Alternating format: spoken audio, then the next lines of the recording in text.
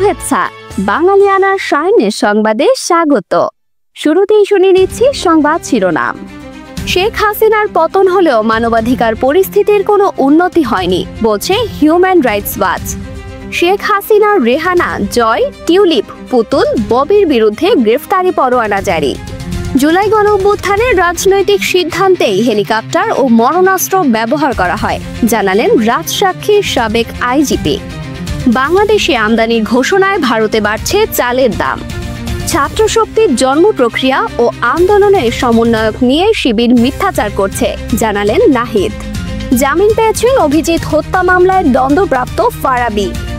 ৬২টি সংস্কার প্রস্তাবে রাজনৈতিক দলগুলোর ঐকমত। জুলাই সনদের দাবিতে শাহবাগ অবরোধ। ডিসেম্বরে মিয়ানমারে নির্বাচন, উঠল জরুরি অবস্থা। একই দিনে ভারতকে শুল্ক সাজা ও পাকিস্তানের সঙ্গে বাণিজ্য চুক্তি করলেন ট্রাম্প। ফিলিস্তিনকে এবার স্বীকৃতি দেবে কানাডা। আফ্রিকায় রং ফর্সাকারী পণ্য ব্যবহারে মৃত্যু বাড়ছে। এবারে বিস্তারিত।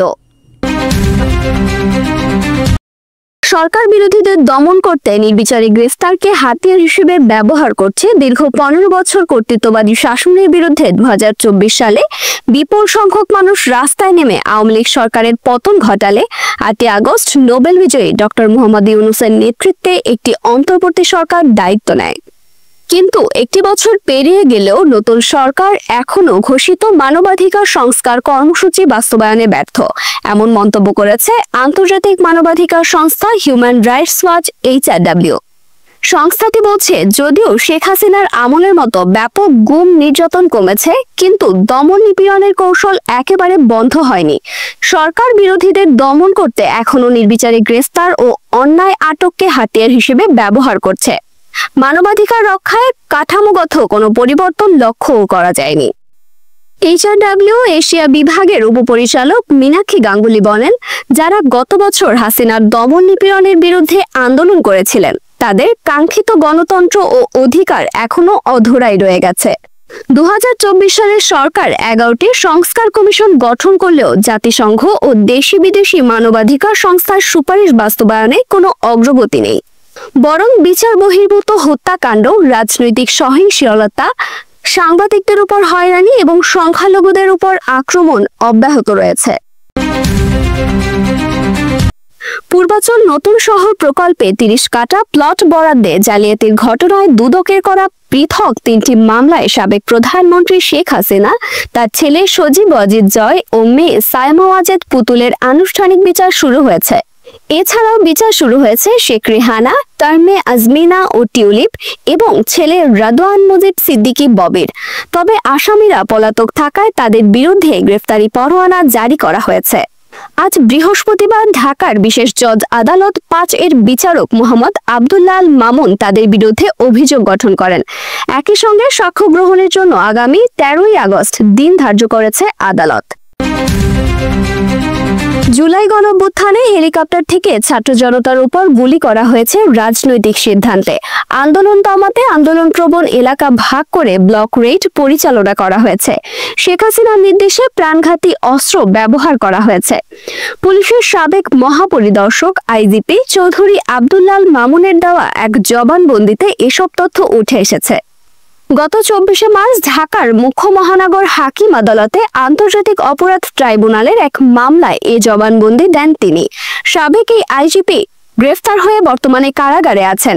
জুলাই গণঅভ্যুত্থানের সময় সংগঠিত মানবতা বিরোধী অপরাধের একটি মামলায় তিনি রাজসাক্ষী হয়েছেন। ২০২২ সালে শেখ হাসিনার পতন পর্যন্ত আইজিপির দায়িত্বে ছিলেন চৌধুরী আব্দুল্লাহ আল মামুন। তার জবানবন্দিতে রাতের ভোট হিসেবে পরিচিত ২০১৮ সালের জাতীয় নির্বাচন, গুম, গোপন বন্দিশালা, জুলাই আন্দোলন দমনের বিভিন্ন কৌশল, আওয়ামী লীগ ও শেখ হাসিনার ভূমিকার কথা উঠে আসে। সাবেক পুলিশ প্রধান আরও জানান, র্যাবের ডিজি মহাপরিচালক হারুনুর রশিদের পরিকল্পনায় ও সেনাবাহিনীর সহযোগিতায় হেলিকপ্টার ব্যবহার এবং অপারেশন পরিচালনা করা হয়। 7 আগস্টের মধ্যে 9 লাখ টন মেট্রিক টন চাল আমদানির সিদ্ধান্ত নিয়েছে বাংলাদেশ। ফলে বিশ্বের বৃহত্তম চালের রপ্তানিকারক ভারতের বাজারে বেড়েছে নন বাসমতি চালের দাম। এদিকে বাংলাদেশের আমদানিকারকরা বলছেন, কম দামের চাল যেমন মিনিকেট, স্বর্ণ এবং সোনা মসুরির মতো চালের চাহিদাই বেশি। এ তথ্য জানিয়েছে ভারতের গণমাধ্যম ফাইন্যান্সিয়াল এক্সপ্রেস। বাংলাদেশের চালের অন্যতম প্রধান রপ্তানিকারক ভিলা গ্রুপের সিইও সুরজ আগারওয়াল বলেছেন, বাংলাদেশে আমদানির সিদ্ধান্তে ভারতের স্থানীয় বাজারে প্রভাব পড়তে শুরু করেছে। সম্প্রতি সময় উল্লেখিত চালগুলোর দর 8 থেকে 10% বেড়েছে। এদিকে অন্য উৎপাদকরা বলছেন, বাংলাদেশে যেসব চালের চাহিদা বেশি সেসব চালের দাম 7 থেকে 13% বেড়েছে। 2 সপ্তাহ আগে যে স্বর্ণ ও মিনিকেটের দাম ছিল 32 রুপি, তা এখন 45 রুপিতে বিক্রি হচ্ছে। বৃহস্পতিবার 31 জুলাই ফেসবুকের ভেরিফাইড অ্যাকাউন্টে এক পোস্টে শিবিরের ভূমিকা, শিবির নেতা সাদিক কায়ুমের বক্তব্য, 5 আগস্টের আগে আর্মি কুপরিকল্পনা এবং জাতীয় সরকার গঠনে বিএনপির অবস্থান নিয়ে বিস্তারিত জানিয়েছেন জাতীয় নাগরিক পার্টি এনসিপির আহ্বায়ক নাহিদ ইসলাম। শিবির নেতা সাদিক কায়ুমের বক্তব্যকে মিথ্যাচার আখ্যা দিয়ে নাহিদ ইসলাম বলেন, সাদিক কায়ুম দাবি করেছেন ছাত্র শক্তির গঠন প্রক্রিয়ায় শিবির যুক্ত ছিল এবং তাদের দিক নির্দেশনায় কাজ করা হতো। এটি সম্পূর্ণ মিথ্যা। তিনি জোর দিয়ে বলেন, সাদিক কায়ুম বৈষম্য বিরোধী আন্দোলনের সমন্বয়ক ছিল না। 5 আগস্টের পর সে এই পরিচয় ব্যবহার শুরু করে। নাহিদ ইসলামের দাবি, গত বছরের 2 আগস্ট রাতে জুলকারনাইন সায়ের ও তার সহযোগীরা একটি আর্মি কুপরিকল্পনা করেছিল। তারা সামরিক বাহিনীর একাংশকে ক্ষমতায় বসাতে চেয়েছিল। সেই রাতে কথিত সেফ হাউসে থাকা ছাত্র সমন্বয়কদের উপর চাপ দেওয়া হয় যাতে তারা ফেসবুকে সরকার পতনের এক দফা ঘোষণা করে। বিএনপির মহাসচিব মির্জা ফখরুল ইসলাম আলমগীরের একটি বক্তব্যের প্রতিবাদ করে নাহিদ বলেন, ফখরুল দাবি করেছেন ছাত্রদের পক্ষ থেকে জাতীয় সরকারের প্রস্তাব দেওয়া হয়নি, এটি সত্য নয়। ব্লগার ও লেখক অভিজিৎ রায় হত্যা মামলায় যাবজ্জীবন সাজাপ্রাপ্ত শফিউর রহমান ফারাবী হাইকোর্ট থেকে অন্তর্বর্তীকালীন জামিন পেয়েছেন। 30 জুলাই বিচারপতি মোহাম্মদ জাকির হোসেন এবং বিচারপতি মোহাম্মদ রাশেদুজ্জামান রাজার সমন্বয়ে গঠিত হাইকোর্ট বেঞ্চ এ আদেশ দেয়। 2015 সালে 26 ফেব্রুয়ারি অমর 21 বইমেলা থেকে ফেরার পথে ঢাকা বিশ্ববিদ্যালয়ের টিএসসি এলাকায় অভিজিৎ রায়কে কুপিয়ে হত্যা করা হয়। তার স্ত্রী রাফিদা বেগম গুরুতর আহত হন। ঢাকার সন্ত্রাস বিরোধী বিশেষ ট্রাইব্যুনাল ফারাবীকে যাবজ্জীবন এবং বাকি 5 আসামিকে মৃত্যুদণ্ড দেয়।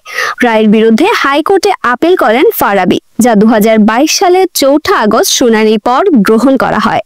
ফারাবীর পক্ষে শুনানি করেন আইনজীবী এস.এম. শাহজাহান এবং মোহাম্মদ হুজ্জাতুল ইসলাম খান। আদালতে তারা বলেন, ফারাবী কোনো স্বীকারোক্তি দেননি এবং সাক্ষীদের কেউ তার সাথে জড়িয়ে থাকার কথা বলেননি। এসব যুক্তি বিবেচনায় হাইকোর্ট তাকে জামিন দিয়েছেন।